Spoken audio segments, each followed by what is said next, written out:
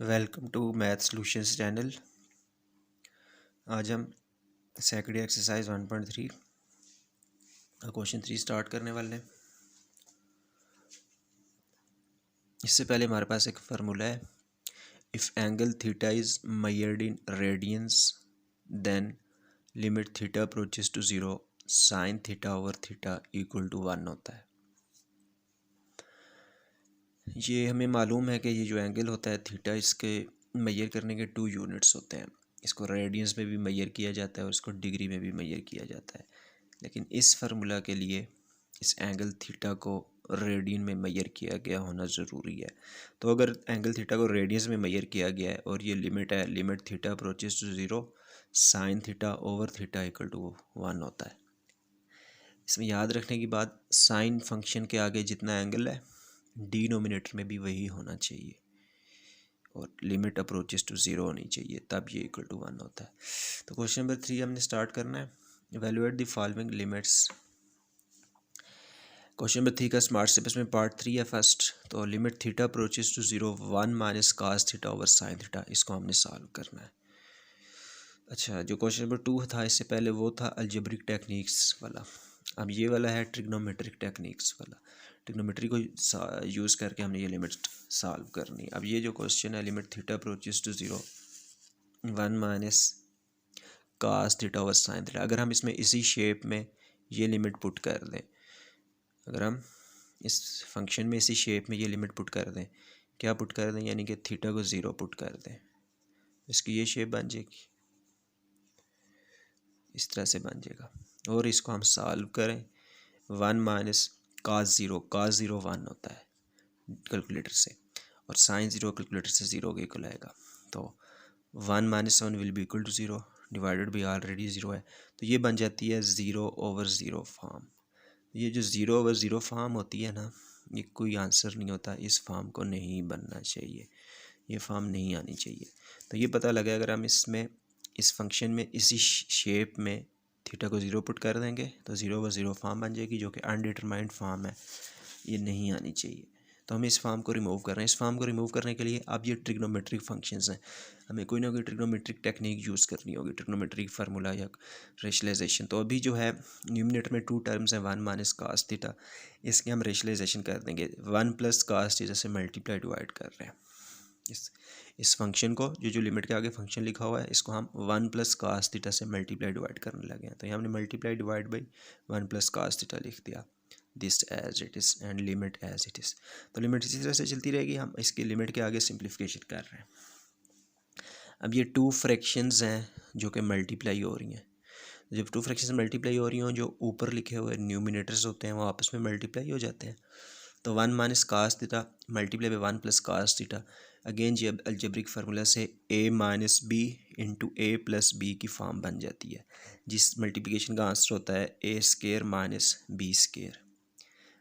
यहाँ पर a minus B into A plus B की फॉर्म बन रही है, इस मल्टीप्लिकेशन का आंसर होता है A square minus B square, और जो डिनोमिनेटर्स हैं साइन थीटा और 1 प्लस कास थीटा, ये ब्रैकेट्स के साथ आ जाएंगे। उसके बाद न्यूमिनेटर पे 1 स्केयर 1 हो गया, और ये ब्रैकेट जब रिमूव करेंगे तो स्केयर कास पर आ जाएगा, कास स्केयर हो गया, तो न्यूमिनेटर में बन गया 1 minus cos square theta, 1 minus cos square theta बन गया। तो ट्रिग्नोमेट्री में बेसिक फार्मूला होता है sine square plus cos square equal to 1। तो यहाँ से अगर हम कास स्केयर थीटा को राइट साइड पे ले जाएं, ये 1 माइनस कास स्केयर थीटा बन जाएगा, और लेफ्ट साइड पे साइन स्केयर थीटा रह जाएगा, यानी कि 1 माइनस कास स्केयर थीटा की वैल्यू आ जाएगी साइन स्केयर थीटा। तो ये किया हमने, 1 minus cos square theta already बन चुका है, उसकी जगह पे हमने ट्रिग्नोमेट्री की हेल्प से साइन स्केयर थीटा लिख लिया। उसके बाद ये न्यूमिनेटर में साइन स्केयर है, डिनोमिनेटर में एक साइन है, तो ये न्यूमिनेटर का एक साइन डिनोमिनेटर के साइन के साथ कैंसिल हो जाएगा, हमारे पास क्या बचेगा 1 साइन थीटा न्यूमिनेटर में divided by 1 plus cos theta with this limit. अभी तक हमने लिमिट पुट नहीं की, हम पहले सॉल्व कर रहे हैं फंक्शन को। तो ये किया जाए तो एक एक साइन के कैंसिल हो जाने के बाद sine theta over 1 plus cos theta आ जाता है। अब लिमिट पुट कर दी जाए, और लिमिट है थीटा अप्रोचेस टू ज़ीरो, के थीटा को ज़ीरो पुट करना है। अब अगर लिमिट पुट कर दी जाए, ये ज़ीरो ओवर ज़ीरो नहीं बनता, तो लिमिट अभी पुट कर दी है। साइन ऑफ ज़ीरो, तो साइन ऑफ ज़ीरो कैलकुलेटर से अगर हम फाइंड करें साइन ज़ीरो ज़ीरो के इक्वल होता है, तो साइन ऑफ ज़ीरो का आंसर हमने ज़ीरो लिखा। और ये cause of zero again calculator से फाइंड करें, काज ऑफ ज़ीरो वन होता है, तो काज ऑफ ज़ीरो की जगह पे वन लिख लिया। 1 + 1 2 हो गया। 0/2, तो 0/2 मतलब इस डिवीजन का आंसर जिसके न्यूमिनेटर में ज़ीरो हो और डिनोमिनेटर में नॉन ज़ीरो नंबर हो, इस डिवीजन का आंसर ज़ीरो होता है, यानी कि 0 divided by any non zero number equal to zero होता है। क्वेश्चन नंबर 3 कर रहे हैं इसमें। इसके बाद स्मार्ट सिलेबस में पार्ट 3 के बाद पार्ट नंबर 5 है। Limit x approaches to zero sine A X over sine B X, ये लिमिट अभी हमें सॉल्व करनी है। अब यहाँ पर फिर वही इशू है कि अगर इस फंक्शन में हम इसी शेप में x को ज़ीरो पुट कर दें, दोनों जगह पे x को ज़ीरो पुट कर दें, तो ये 0/0 बन जाएगा। वो एक अनडिटरमाइंड फॉर्म है, वो नहीं बननी चाहिए, तो कुछ करके इसकी ये शेप हमें रिमूव करनी है।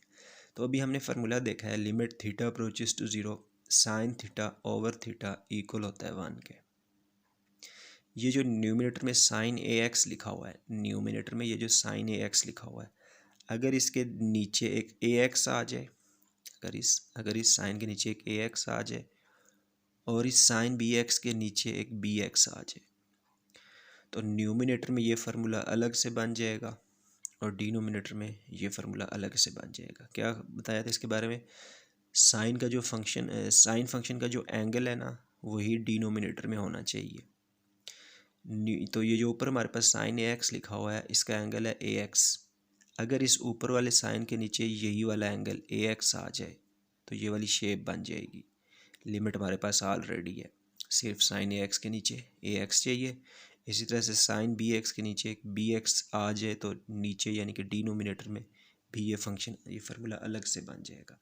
ये करने के लिए न्यूमिनेटर में साइन ए एक्स के ओवर में हमें ए एक्स एक चाहिए, तो इस न्यूमिनेटर वाले साइन ए एक्स को हमने एक ए एक्स से मल्टीप्लाई और एक ए एक्स से डिवाइड कर दिया। हमें चाहिए साइन ए एक्स के साथ डिवाइड होता हुआ ए एक्स, तो ये हमें खुद से लाना पड़ रहा है। डिवीजन में हमें ये खुद से लाना पड़ रहा है, तो खुद से लाना पड़ रहा है, तो यही मल्टीप्लाई भी करना पड़ेगा बैलेंस रखने के लिए।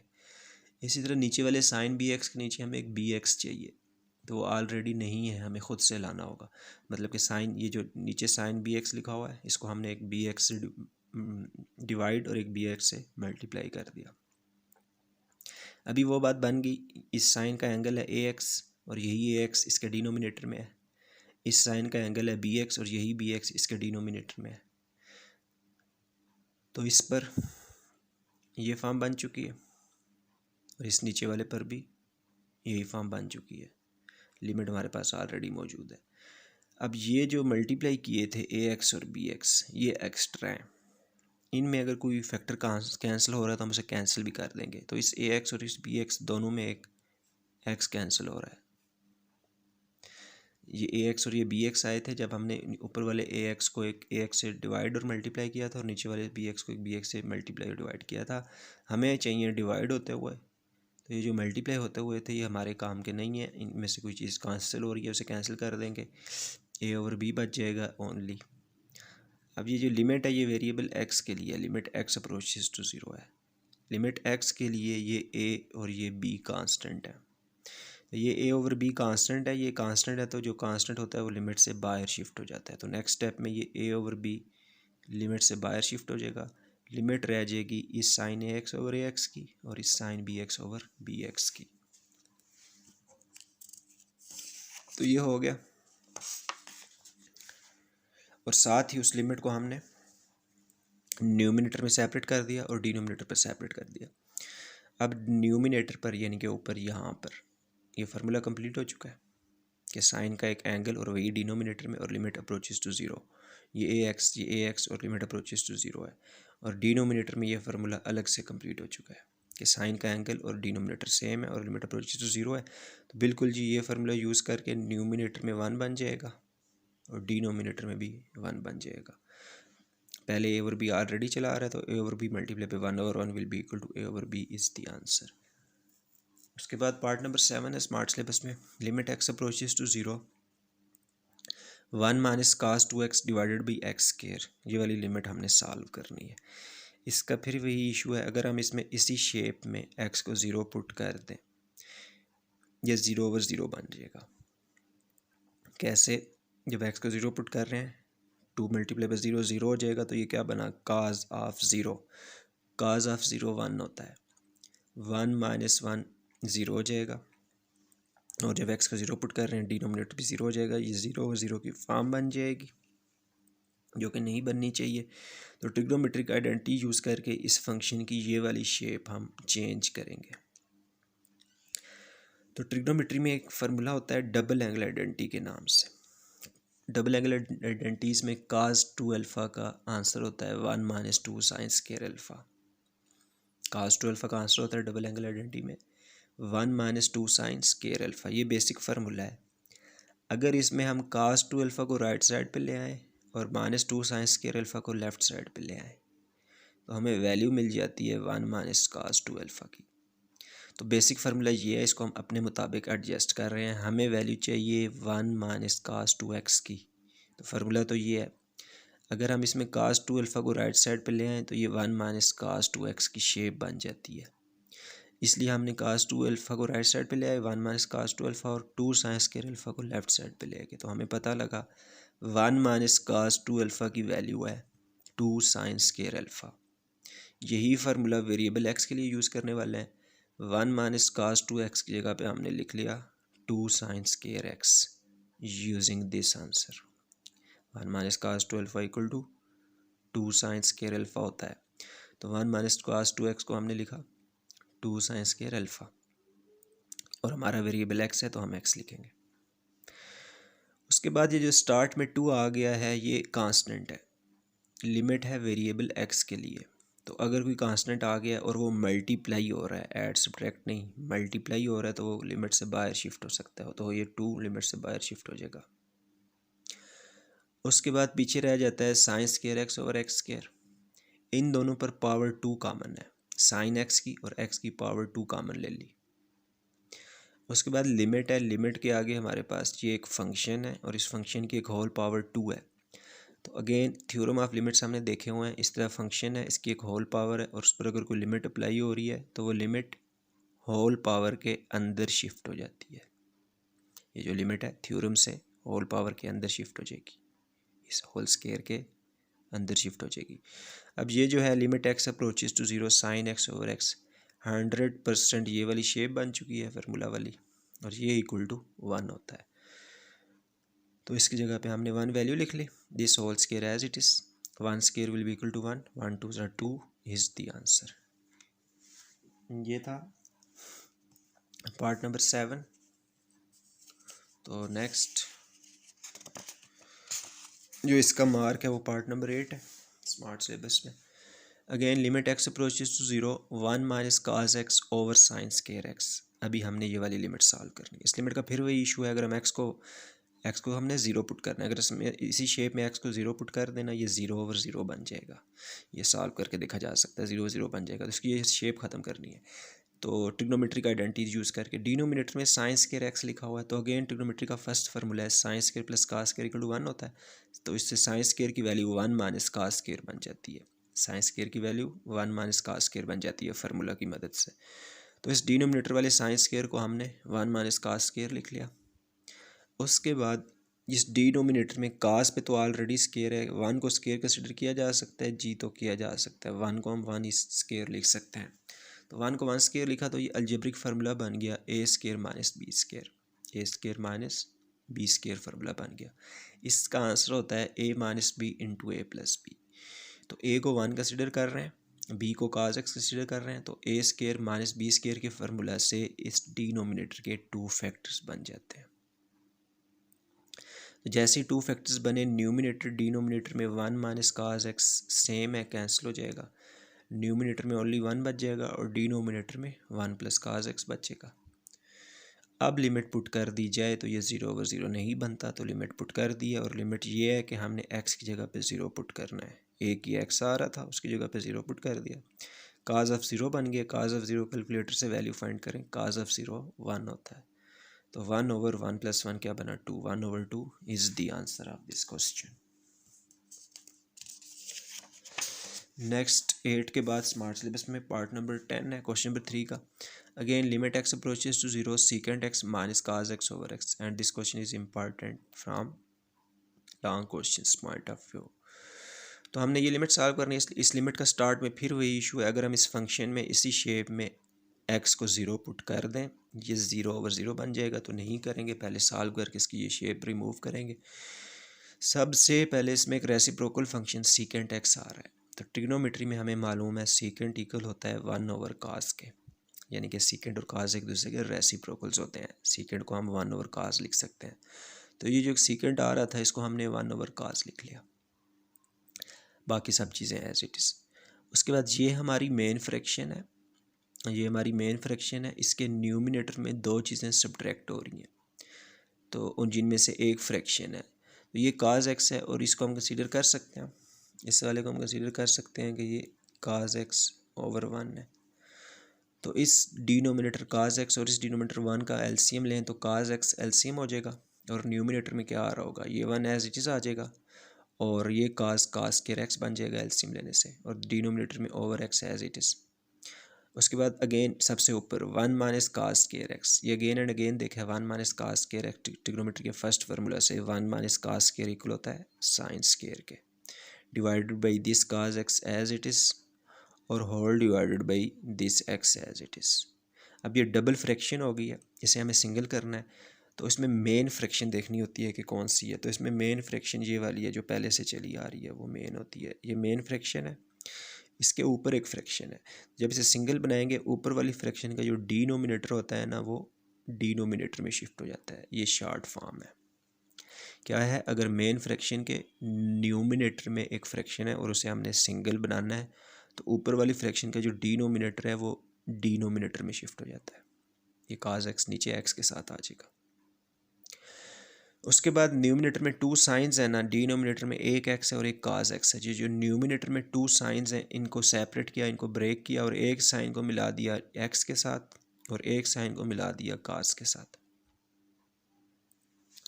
उसके बाद ये होल लिमिट है, इसको हमने फर्स्ट के साथ और सेकंड के साथ सेपरेट कर दिया, मल्टीप्लिकेशन है, थ्योरम हमने देखा हुआ है, मल्टीप्लिकेशन और 2 फंक्शंस मल्टीप्लाई हो रहे हो, होल लिमिट हो तो वो दोनों फंक्शंस के साथ सेपरेट हो जाती है।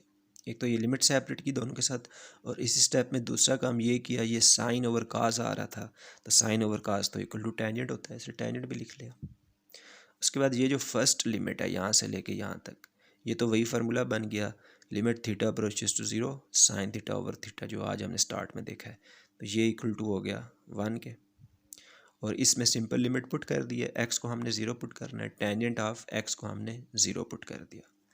टेंजेंट ऑफ 0 कैलकुलेटर से देखें तो ओनली 0 होता है, 1 multiply by 0 will be equal to 0, 0 is the answer. ये था पार्ट नंबर 10। इसके बाद इसका पार्ट नंबर 12 है स्मार्ट सिलेबस में, limit theta approaches to 0 tangent theta minus sine theta over sine cube theta. Again अगर हम इस फंक्शन में इसी शेप में ये लिमिट पुट कर दें, यानी कि थीटा को 0 पुट कर दें, ये 0/0 बन जाएगा, तो उस फॉर्म को पहले हमें रिमूव करना है, इसको सॉल्व करके इसकी ये शेप हमें ख़त्म करनी है। तो इसमें एक ही बात नज़र आ रही है, इसमें टेंजेंट आया हुआ है, टेंजेंट को हमने सबसे पहले साइन ओवर काज लिख लिया, टेंजेंट को साइन और काज में कन्वर्ट कर लिया।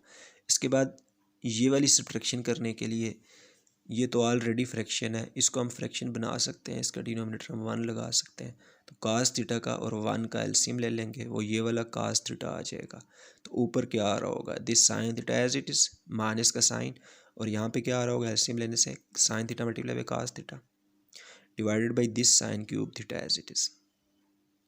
उसके बाद जो सबसे ऊपर न्यूमिनेटर है, एक टर्म है साइन थीटा, दूसरी है साइन थीटा काज थीटा, इन दोनों टर्म्स में साइन थीटा कॉमन है, साइन थीटा कॉमन ले लेंगे तो इस जगह पे 1 रह जाएगा माइनस का साइन, और इधर काज थीटा रह जाएगा, divided by this cos theta अपनी जगह पर, और whole divided by this sine cube theta as it is.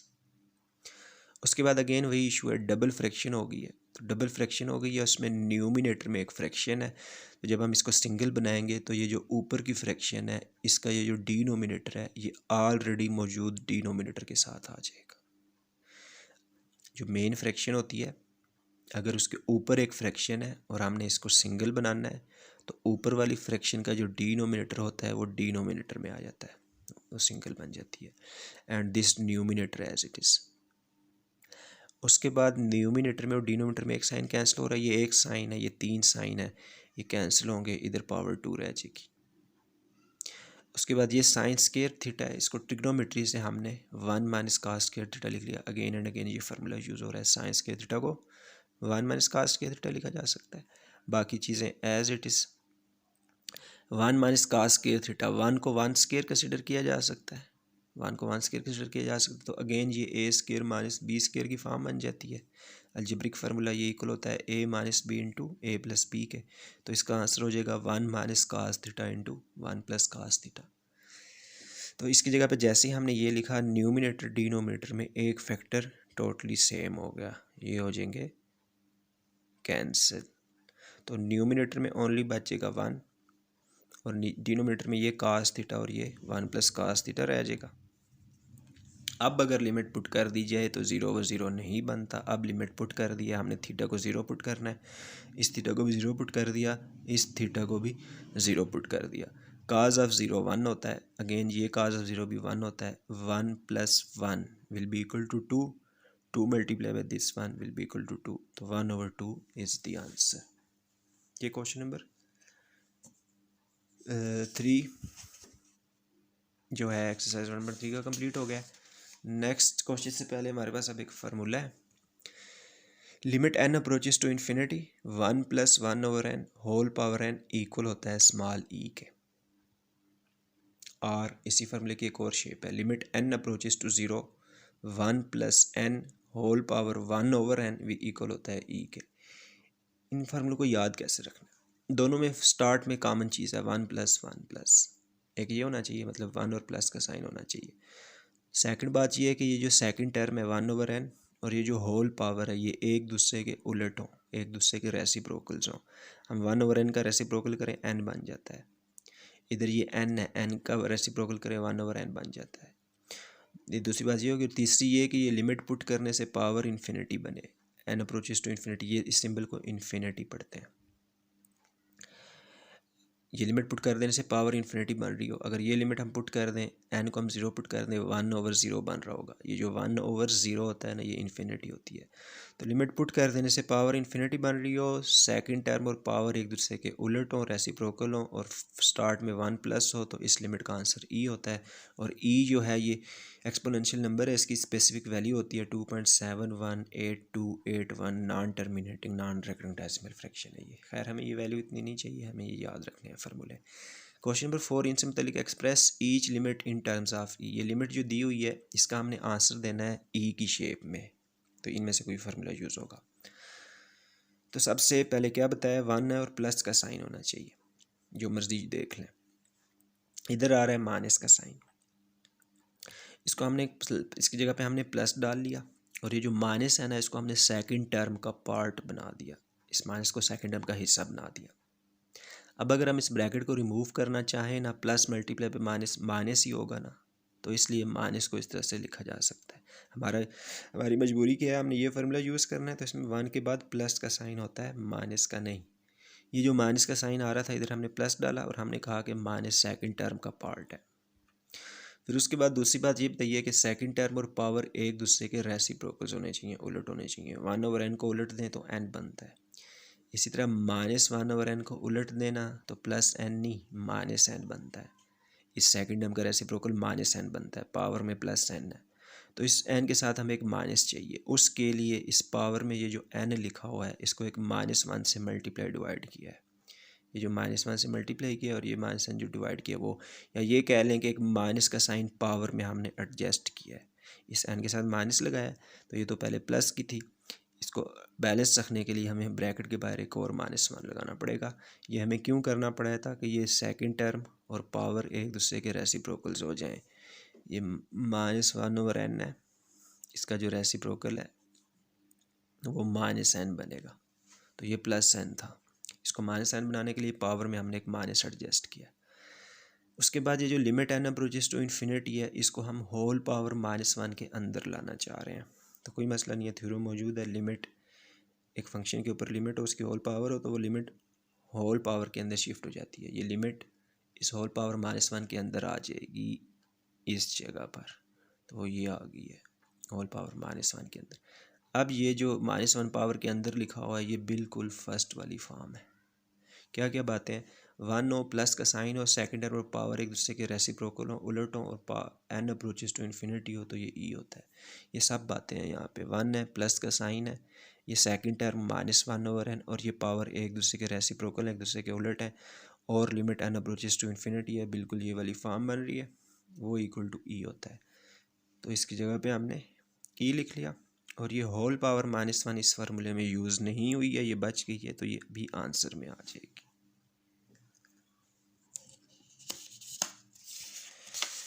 Question number 4 का नेक्स्ट पार्ट नंबर 4 है स्मार्ट सिलेबस में। Again limit n approaches to infinity 1 + 1/3n और होल पावर n है।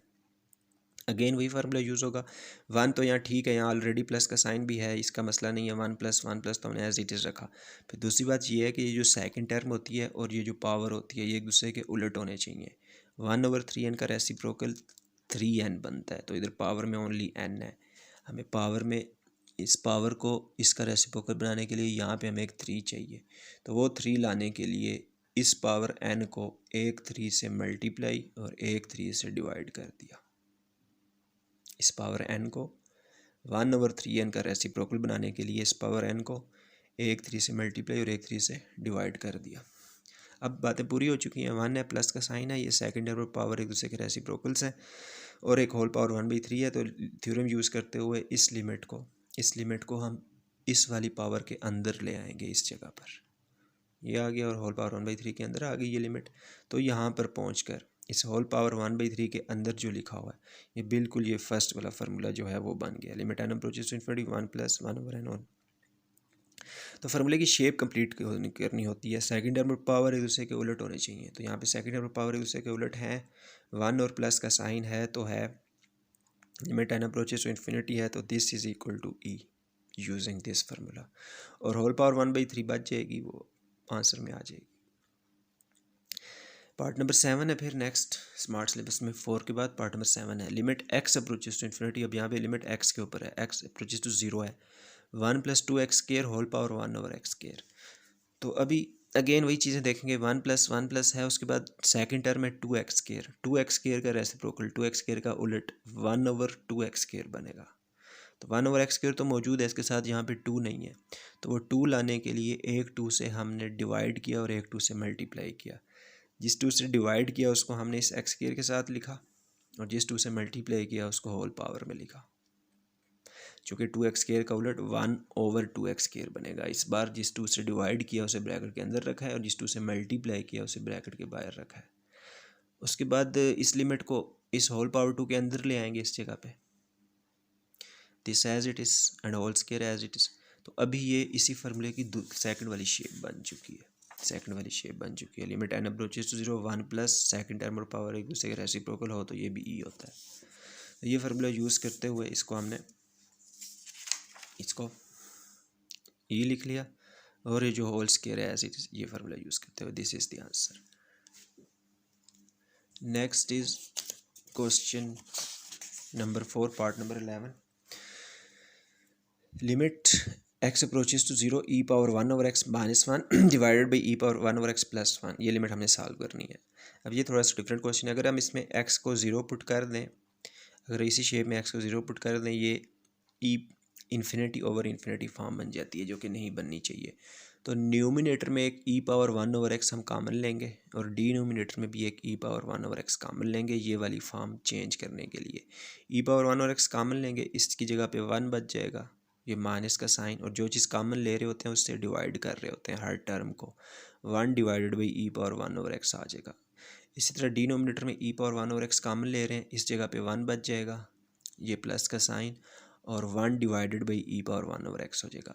ये जो e पावर 1/x हमने कॉमन लिए हैं ये हो जाएंगे कैंसिल, ये रह जाएगा। फिर लिमिट साथ ही हमने न्यूमिनेटर डिनोमिनेटर के साथ सेपरेट कर दिया, और अब अगर लिमिट पुट कर दी जाए, ये 0/0 या ∞/∞ नहीं बनता, तो पुट कर दिया, और हमने x को 0 पुट करना है दोनों जगह पे। इस x को भी 0 पुट कर दिया, इस x को भी 0 पुट कर दिया, तो e की पावर में 1/0, e की पावर में 1/0। तो 1/0 जो होता है ये इन्फिनिटी होता है, ये e पावर इन्फिनिटी बन जाएगी, और ये भी 1/0 वन डिनोमिनेटर में ज़ीरो हो और ऊपर नॉन ज़ीरो नंबर हो, इस डिवीजन का आंसर इन्फिनिटी होता है। ये इस तरह का साइन डालते हैं, इसे इन्फिनिटी पढ़ते हैं।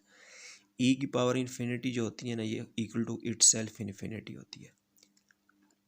ई power infinity itself infinity के इक्वल होती है। और 1/इन्फिनिटी ज़ीरो होता है। ये बात याद करनी है, 1/0 इक्वल टू इन्फिनिटी होता है और 1/इन्फिनिटी इक्वल टू ज़ीरो हो जाता है। तो ये है, ये 1/इन्फिनिटी मान गया, दोनों ज़ीरो हो जाएंगे। 1 - 0 1 + 0 will be equal to 1/1 will be equal to 1 is the answer. ये एक्सरसाइज 1.3 स्मार्ट सिलेबस में कंप्लीट होगी।